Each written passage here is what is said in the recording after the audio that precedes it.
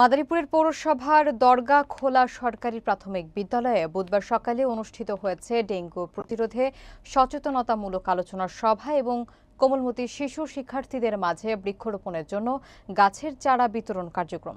বিস্তারিত থাকছে এস.এম. আজাহার হোসেনের তথ্যচিত্রে। সামাজিক সংগঠন তারুণ্য পরিবার, শুভাকাশ ইশারা, পাঠক বন্ধু এবং সবুজ বাংলাদেশের যৌথ উদ্যোগে এই কর্মসূচির আয়োজন করা হয়। প্রধান অতিথি হিসেবে উপস্থিত থেকে শিক্ষার্থীদের মাঝে গাছের চারা বিতরণ করেন মাদারীপুর বণিক সমিতির সাধারণ সম্পাদক মনিরুল ইসলাম তুষার ভূঁইয়া। অনুষ্ঠানে সভাপতিত্ব করেন তারুণ্য পরিবারের প্রতিষ্ঠাতা সোহাগ হাসান। এতে আরও বক্তব্য রাখেন প্রজ্ঞা সংস্থার পরিচালক রেজাউল হক রেজা, তারুণ্য পরিবারের উপদেষ্টা শফিক স্বপন নান্দনিক, মাদারীপুর সংগঠনের হাবিবুর রহমান, বিদ্যালয়ের প্রধান শিক্ষক সাবিনা ইয়াসমিন এবং বিশিষ্ট ব্যবসায়ী রেজাউর রহমান বিটু, মাসুদ আলম, সুবর্ণা সুলতানা, মনি সহ আরও অনেকে। এ সময় শিক্ষার্থীদের ডেঙ্গু প্রতিরোধে করণীয়, পরিষ্কার পরিচ্ছন্নতার গুরুত্ব এবং পরিবেশ রক্ষায় বৃক্ষরোপণের প্রয়োজনীয়তা সম্পর্কে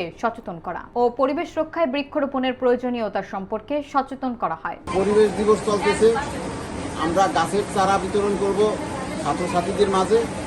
আজকে তোমাদের মাঝে আমরা বৃক্ষ নিয়ে আসছি, বৃক্ষরোপণ করব এবং ডেঙ্গু নিয়ে কিছু সচেতনতামূলক কথা বলবো। তোমরা সবাই একটু শুনো। আমরা স্বাস্থ্য সচেতন হব। স্বাস্থ্য সচেতন যদি হতে পারি, তার ভিতর থেকে ডেঙ্গু থেকে রক্ষা পাবো, অন্যান্য যে শ্বাসের রোগ আছে।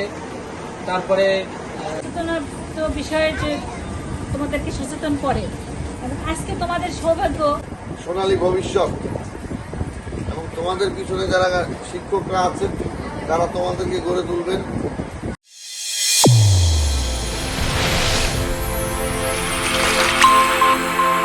চ্যানেল A1 হৃদয়ের স্পন্দন।